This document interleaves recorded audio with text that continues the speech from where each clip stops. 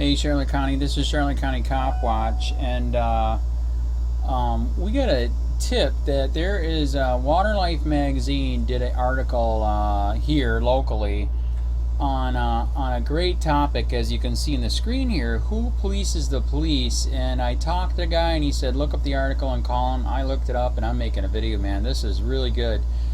Because a lot of the crap that's been happening here is insane. You already know that. That's why we have Charlotte County Cop Watch. That's why we have 39 million views already. 36,000 subscribers, over 2 million views a month. We're having a Cop Watch meeting tonight. In fact, we actually have somebody running for city council, a black man running for city council.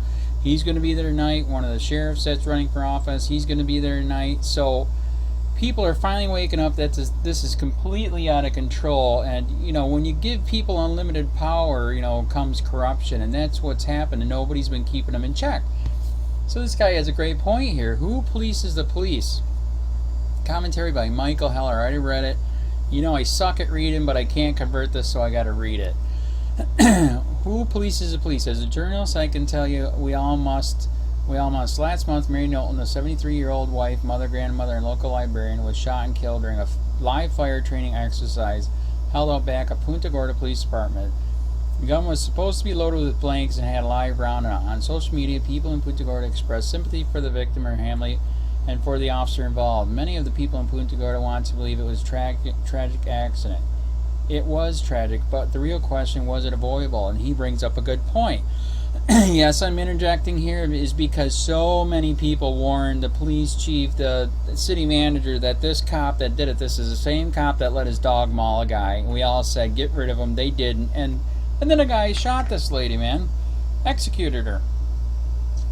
So when Mary Knowlton volunteered to be a part of role-playing scenarios, she put her trust in this city to assure her safety. How could the officer himself not have been properly checked to see if the gun he was about to point and fire at another human being was not loaded? Did the city have adequate policy in place to follow? The Punta Gorda Police Department had some officers, not a lot, but some, who abuse their authority. They have a certain vibe about them. No one within the department wants to address that. Was this officer one of them? You tell me. I get that you need to have tough cops and an effective police force, but tough cops are different than headstrong cops who take advantage of the position in little ways every day. Here's an example. A local man I know witnessed a traffic stop by the Punta Gorda police. According to him, a police officer pulled over a car for a tail light infraction. To me, that already smelled fishy.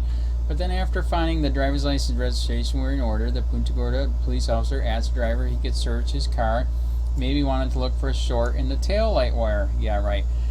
Maybe he was just fishing. The driver refused, so the officer called in a K-9 unit to assist him. And that's his point in this article too, man.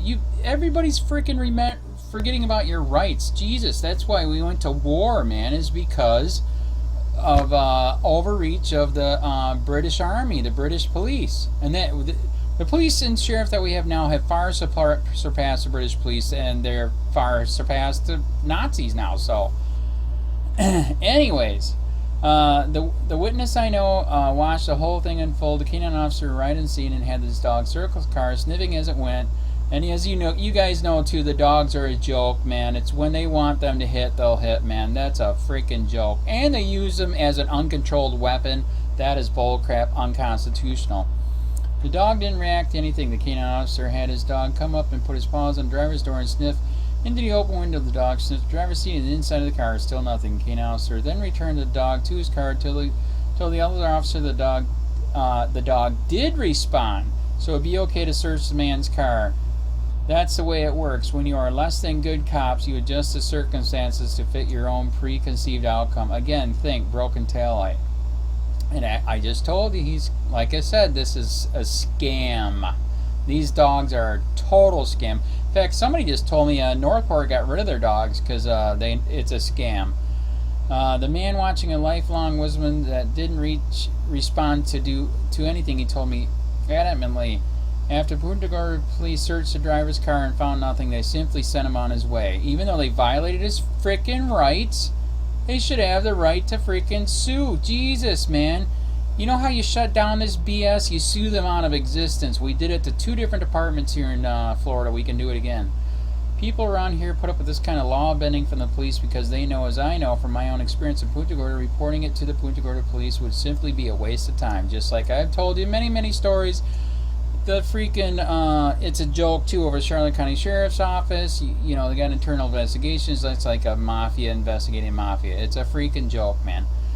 This is where an independent civilian police review board like COPWATCH, COPBLOCK, Civilian Review Board, whatever you want to call, we need it, period.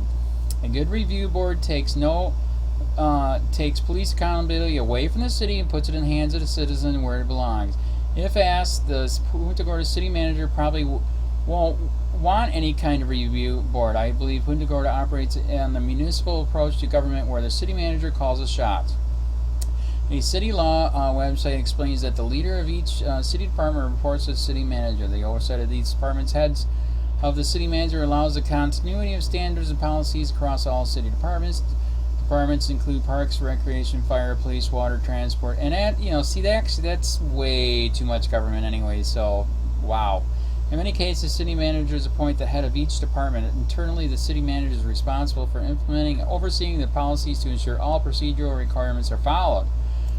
But with all that control comes accountability, and you are correct. I and many others wrote this prick, Howard Koenig. In fact, I met him in person, and when I looked down and I saw it was him, I go, oh my God, Howard Koenig. He didn't say anything to me for the whole meeting because he freaking hates my guts, and we've never met. This is all through email and phone calls, man. What a joke.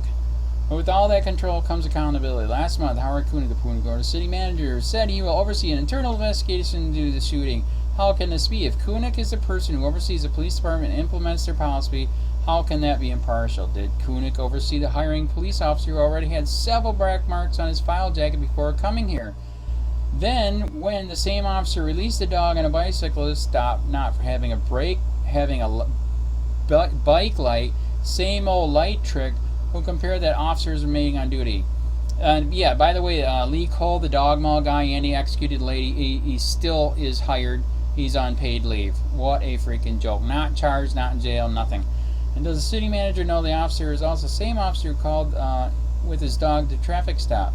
That he's the same officer who alleged his dog reacted to do something when there was apparently nothing, and who allegedly instituted what now appears to have been a legal search.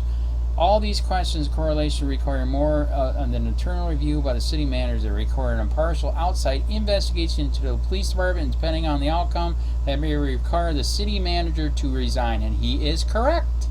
Absolutely. In fact, actually, I've already contacted the insurance company for the police and the city, and have told them that everybody knew that this was not cool, and they let it happen. So that is not fair to the insurance company that they should pay, because they're going to be sued to hell. So anyways, I'm going to attach the dog maul thing to this so you can be reminded of that insanity. And this guy is right on. Like I said, we just talked, we just texted, we're going to be emailing you here in a second, because I asked him if I could post this. This thing is excellent. He is dead nuts on. He's been a reporter for a long time. And like he says and I said, it is freaking corrupt to the core here.